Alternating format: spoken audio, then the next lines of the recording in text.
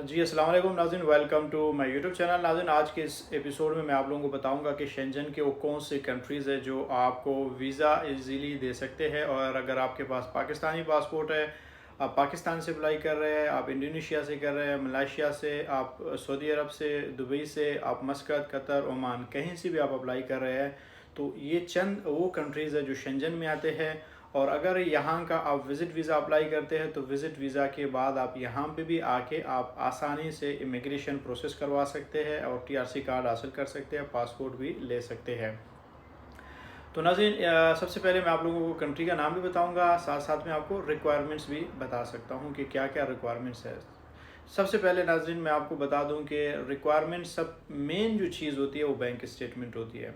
Bank statement ज़रूरी और important क्यों है? क्योंकि बैंक स्टेटमेंट में आपके पैसे होते हैं और वो पैसे आपने इनको बताने होते हैं, इनको शो कराने होते हैं कि भाई आपके पास इतने पैसे हैं, आपने इनके मुल्क में जाना है, घूमना है, फिरना है, आप एक जेन्युइन टूरिस्ट है और आप यहाँ पे आके खाएंगे, पिएंगे और टैक्स भी दे देंगे। जो होटल के खर्चे आपके आएंगे, खाने पीने के, जो शॉपिंग के आपके आएंगे, तो आप इतना उनको शो कराओ। और ट्रैवल प्लान आपने उतने ही बनाना है, उसके मुताबिक बनाना है जितना आपने बैंक स्टेटमेंट इनको दिखाना होता है।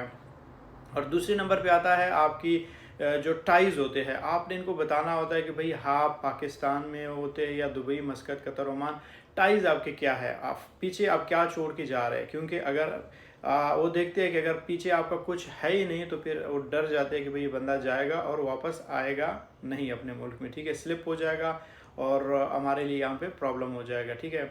तो अगर आप इनको बताएंगे कि पीछे आप अपने फैमिली को, प्रॉपर्टीज़, अपने बिजनेस, अपने कारोबार, अपने जॉब, अपने जो भी आपके पीछे है, आप उनको अगर प्रॉपर एक तरीके से इनको बता सकते हैं, तो वहाँ पे अगर ये चीज़ें सारे कवर लेटर में बताए जाते हैं, जिन कंट्रीज़ का इंटरव्यू नहीं होता है, तो अगर आप ये चीज़ उनको बताने में कामयाब हो जाते हैं कवर लेटर में, तो आपको वीज़ा मिलना ईजी हो जाता है। और इसके अलावा आपका जो ट्रैवल हिस्ट्री होती है, ट्रैवल हिस्ट्री के लिए लोग अक्सर कहते हैं, लेकिन मैंने कभी ट्रैवल हिस्ट्री के ऊपर ज़ोर नहीं दिया। इसलिए नहीं दिया क्योंकि मैं खुद जो है वो फ्रेश पासपोर्ट पे पाकिस्तान से निकला था। एक दफ़ा मैं दुबई गया हुआ था, लेकिन दुबई का जो ट्रैवल हिस्ट्री है उसको मैं ट्रैवल हिस्ट्री नहीं कहता, इसलिए बाद में मैं अपने किसी भी वीडियो में ट्रैवल हिस्ट्री की बात नहीं करता हूँ। और अगर पाकिस्तान में कंसल्टेंट जो कि सिर्फ बिज़नेस करते हैं, लोगों को सही डायरेक्शन नहीं दिखाते, उनको गाइड नहीं करते हैं, वो आपको ज़रूर कहेंगे कि ट्रैवल हिस्ट्री बनाओ, फिर आप आ जाओ, आपके लिए अप्लाई करते हो। इसलिए क्योंकि पहले आपके लिए वो ट्रैवल हिस्ट्री खुद बनाएंगे, पहले मलेशिया का अप्लाई करेंगे, थाईलैंड का करेंगे, दुबई का करेंगे, फिर आपको कहेंगे आ जाओ, अब आपके लिए शेंजन के किसी कंट्री का अप्लाई करेंगे। वो सिर्फ बिज़नेस करते हैं। तो मैं कभी भी नहीं चाहता हूँ कि आपका ट्रैवल हिस्ट्री पे पैसे ज़ाया हो जाए। मैंने कभी किसी क्लाइंट को ये नहीं कहा कि आप वर्क परमिट पे अप्लाई करो क्योंकि उसका पैसे ज़ाया हो जाए। मैंने कभी किसी को ये नहीं कहा कि आप डन बेस पे काम करवाओ इतने पैसे, क्योंकि मैं हमेशा आप लोगों को बताता हूँ अगर आप स्टूडेंट हैं तो स्टूडेंट वीज़े पे आ जाए, आपका 1-2 लाख का खर्चा लगेगा तो आप यहाँ पे पहुँच सकते हैं। अगर विजिट वीज़ा पे भी आप आते हैं तो 1-2 लाख आपका खर्चा आ जाएगा। जो पैसे आपने वर्क परमिट पे या डन बेस पे किसी एजेंट को देना होता है, डंकी लगाने वाले को देना होता है, वो पैसे अगर आप अपने अकाउंट में बना के रख के अपना बैंक स्टेटमेंट बनाते हैं और अगर आप शेंजन में पहुँचते हैं यहाँ पे, उन्हीं पैसों पे आप यहाँ पे अच्छा खासा कारोबार कर सकते हो। फैक्ट्रियों में काम करने से आपका जान छूट जाता है और यहाँ पे जलालत और ख्वारी से आप बच जाते हैं, क्योंकि यहाँ पे कुछ कम्युनिटी के लोग हैं तो आपको जलील करते हैं, आपको छुट्टी भी नहीं देते, टाइम भी नहीं देते और पैसे भी कम देते हैं अगर आपका यहाँ पे कोई नहीं होता है। लेकिन अल्हम्दुलिल्लाह मैंने अपने सब्सक्राइबर, अपने व्यूवर्स को कभी भी किसी और के उस पर नहीं छोड़ा है, चुंगलों से निकाला है। जो जो कहीं पे फंसा है तो मैंने उनको हेल्प किया हुआ है। तो बाकी ये है कि आप लोग भी इस चीज़ों को देख लें।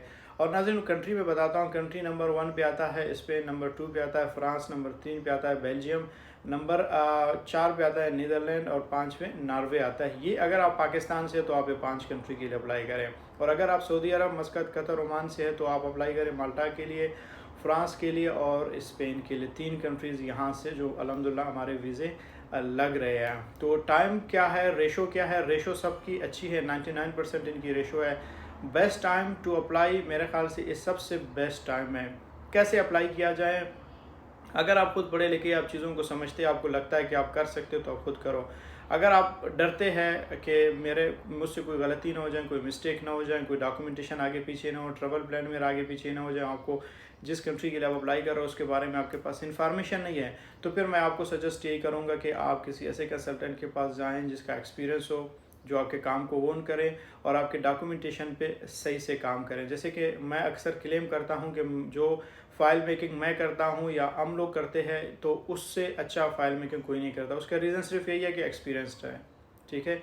3-4 साल से मैं काम कर रहा हूँ और मैं ख़ुद भी यूरोप में होता हूँ और यहाँ से बैठ के मैं लोगों के लिए डॉक्यूमेंटेशन करता हूँ और मुझे पता होता है कि आप जब एयरपोर्ट में पहुँचोगे कितने फ़ासले पे आप अगर होटल बुकिंग कर सकते हो, और सुबह फिर आप नाश्ता कहाँ पे कर सकते हो, दोपहर का कहाँ पे करोगे, रात का कहाँ करोगे, वापस अपने रूम में कैसे पहुँचोगे। ट्रैवल प्लान होती है, इसको आपने बताना होता है, दिखाना होता है एम्बेसी में। जब आप इसको बताने में नाकाम होते हो तो आपका जो वीज़ा है वो 100% रिजेक्ट हो सकता है। तो सिटी टू सिटी आपने कौन से जगहों पे ट्रैवल करना है ये भी मुझे पता होता है। तो इसलिए मैं क्लेम करता हूँ मैं ट्रैवल हिस्ट्री और फाइल मेकिंग अच्छा करता हूँ, और ये भी मैं क्लेम करता हूँ अल्हम्दुलिल्लाह पाकिस्तान में अब तक किसी के इतने वीज़े नहीं लगे जितने हमने अप्लाई किए उनके लगे हैं लोगों के, ठीक है। तो आज भी मैं आप लोगों को बताता हूँ बेस्ट टाइम है अप्लाई करने का शेंजन के इन कंट्रीज़ का जो मैंने बताया है। तो अगर इन कंट्रीज़ के हवाले से अगर किसी को फ़ाइल मेकिंग करवाना है, किसी को सर्विसेज चाहिए, तो वो रब्ता कर सकते हैं। और अगर वीडियो पसंद आ गए तो चैनल को सब्सक्राइब करें और अपने दोस्तों अपने यारों तक शेयर भी करें। थैंक यू सो मच, मिलते हैं अगले वीडियो में।